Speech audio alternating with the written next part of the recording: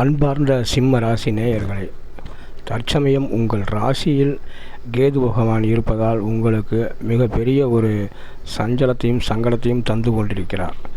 இந்த பிரச்சனைகள் நீங்கள் வழிபட வேண்டிய கோவில்களை அடுத்தடுத்து தருகிறேன். உங்கள் சுய ஜாதகத்தில் நெருப்பு ராசிகளில் கேது பகவான் நின்றால் நீங்கள் தீபங்கள் ஏற்றப்படும் கோவில்கள், அந்த கோவில்களில் உள்ள விநாயகரை வழிபடுங்கள். உங்களது சஞ்சலங்கள் தீரும்.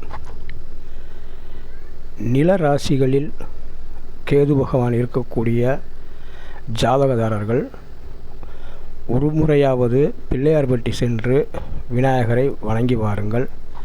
உங்களுக்கு உண்டான அந்த சஞ்சலங்கள் எல்லாம் தீரும், நன்மை நடக்கும். காற்று ராசியில் கேது இருப்பவர்கள்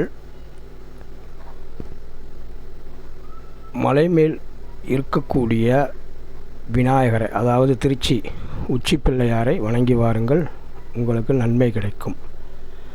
நீர் ராசிகளில் கேது பகவான் இருக்கக்கூடிய சிம்ம ராசி நேயர்கள் ஆற்றங்கரை மற்றும் குளத்தங்கரையில் உள்ள விநாயகரை வணங்கி வாருங்கள். உங்களது சஞ்சலங்கள் யாவும் தீர்ந்து நன்மை நடக்கும் என்று இந்த பதிவின் மூலம் உங்களுக்கு தெரிவிக்கிறேன். நன்றி, வணக்கம். வாழ்க வளமுடன், வாழ்த்துக்கள்.